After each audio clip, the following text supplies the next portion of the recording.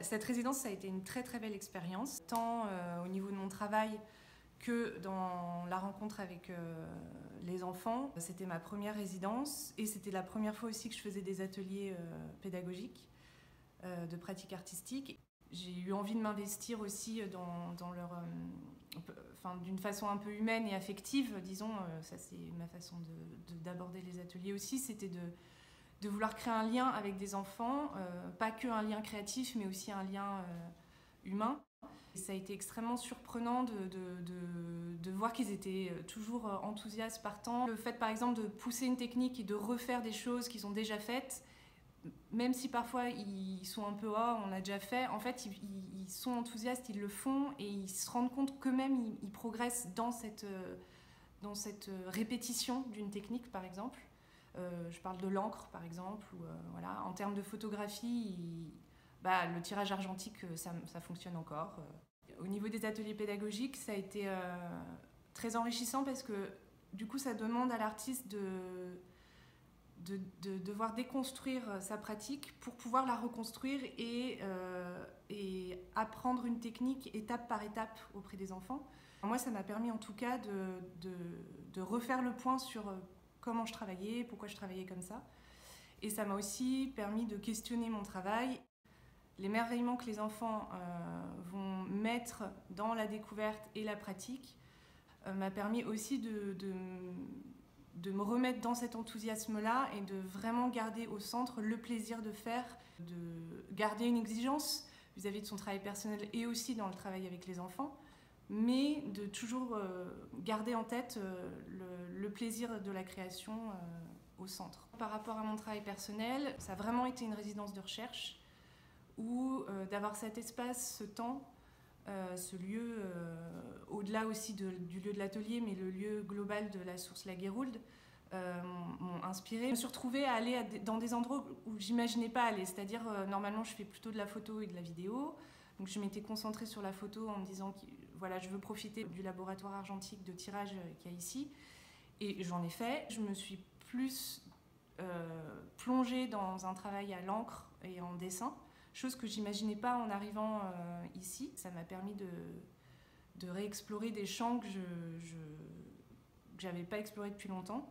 Et du coup, je sors avec plein de pistes de travail. Il y a des choses qui émergent et je pense qu'il va y avoir un temps de digestion pour pouvoir réordonner et comprendre ces liens qui se sont faits entre dessin, encre, photographie, le territoire de la source Laguérould, Breteuil, Verneuil, parce que je fais beaucoup de photos de paysages, et aussi cet aspect un peu plus contemplatif, plus imaginatif du dessin d'imagination. Cette rencontre avec les enfants, en fait, pour moi, ça a été un peu un tournant, parce que c'est quelque chose en fait, que j'ai envie de continuer de faire. Revenir à quelque chose d'un peu plus essentiel sur pourquoi on est artiste, pourquoi on a besoin de créer. La création, ça permet de gérer des émotions, ça permet de parler du monde qui nous entoure, ça permet d'aller ailleurs. L'œuvre permet de voir ce qu'on est capable de faire et d'être fier de soi. Tout ça fonctionne aussi parce qu'on est encadré. J'ai pas de point de comparaison parce que c'est ma première résidence et atelier de pratique artistique. Mais c'était très confortable pour moi. On était encadrés donc en permanence avec ensuite le lendemain des ateliers un petit débrief, une petite réunion pour parler de comment ça s'est passé, essayer d'ajuster s'il y a besoin. L'équipe est très présente, perd jamais de vue l'épanouissement des enfants. C'est des ateliers où les enfants peuvent venir sur plusieurs mois, plusieurs années. Et donc l'équipe encadrante connaît certains enfants et nous aide à trouver la façon de communiquer avec eux et de créer avec eux. Ce dispositif artistique et pédagogique et d'encadrement plus social, en fait, fonctionne dans le sens où j'ai été témoin, j'ai vraiment vu des enfants évoluer, s'ouvrir personnellement, c'est-à-dire avoir le visage qui s'ouvre, le corps qui aussi s'ouvre, des sourires qui arrivent. Ce sont des enfants qui ne sont pas forcément dans les mêmes écoles, qui ne se connaissent pas forcément. Il y a des enfants qui peuvent être plus timides ou alors avec des problématiques personnelles ou familiales qui sont un peu enfermantes. Et ces enfants ont réussi à se connecter, à créer des liens avec d'autres enfants et à devenir amis. C'est une vraie joie aussi pour eux de retrouver leurs copains et de créer avec leurs copains. C'était assez fulgurant de voir en début de semaine où ils étaient tout fermés, on n'entendait pas leur voix, et à la fin où c'était la mascotte du groupe et ils riaient et ils prenaient la place. D'autres enfants qui avaient tendance à peut-être être un peu sur le devant de la scène, qui ont appris à aider d'autres enfants, à faire valoir le travail de l'autre. Voilà, chaque enfant arrive aussi à trouver un endroit où il va évoluer, progresser, tant créativement que dans le lien social et personnel aussi. La création leur permet une évolution aussi au niveau du regard qu'ils ont sur eux-mêmes, de sentir qu'il n'y a pas de bonne ou mauvaise réponse et que donc on leur demande d'être eux-mêmes et de trouver leur façon à eux de créer, donc de s'exprimer.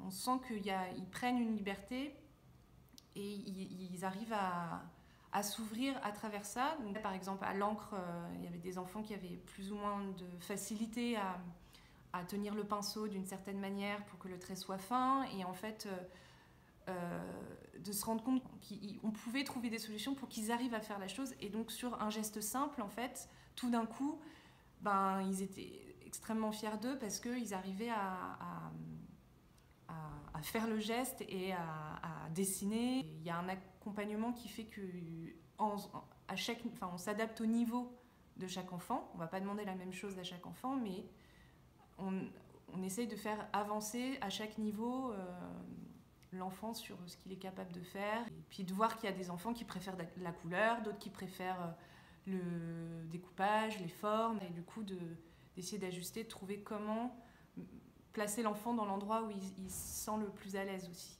Il y a un moment important qui est la restitution des œuvres collectives créées avec les enfants. C'est le vernissage.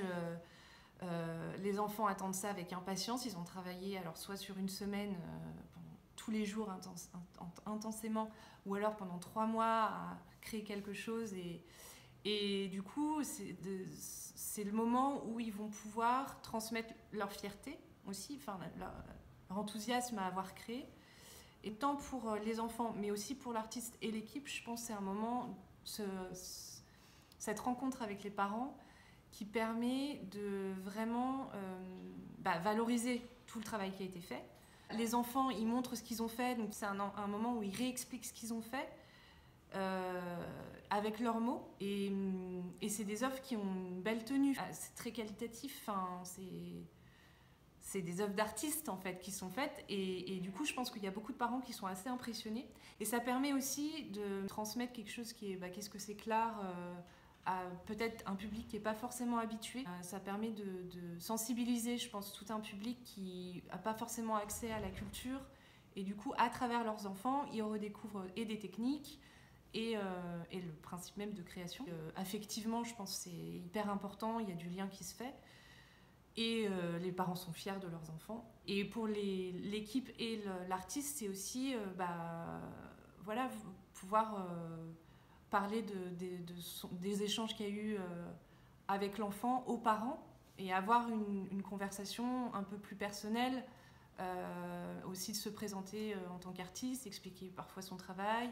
Il y a même des parents qui reviennent voir le travail des artistes après. C'est essentiel qu'il y ait cette restitution auprès des parents qui, je pense, comprennent mieux ce qu'il y a en jeu et peut-être arrivent à comprendre aussi certaines évolutions chez leurs enfants. Il y a des anecdotes assez parlantes. Il y a une petite fille qui s'appelle Emma qui est arrivée assez timide, un peu fragile, et qui progressivement, ça s'est fait sur plusieurs mois, mais à chaque atelier, elle a pris la parole au niveau de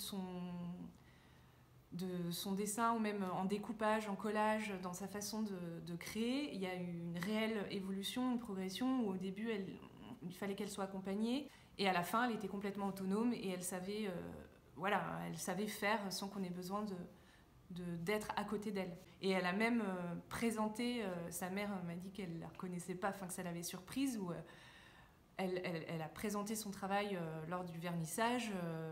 Elle y retournait 2 fois en prenant une copine par la main. Voilà, elle était fière d'elle et elle prenait la parole en public, elle s'exprimait bien. Ce serait avec grand plaisir de retrouver les enfants. Voilà, là, j'étais un peu émue quand je leur ai dit au revoir. Enfin, si je peux les retrouver et continuer de les voir évoluer, de travailler avec eux et d'autres enfants aussi. Moi, ce serait avec plaisir aussi de partager aussi ce qui me touche, à savoir la photographie argentique et les techniques anciennes et de pouvoir continuer de transmettre ça et d'apprendre avec eux. Voilà.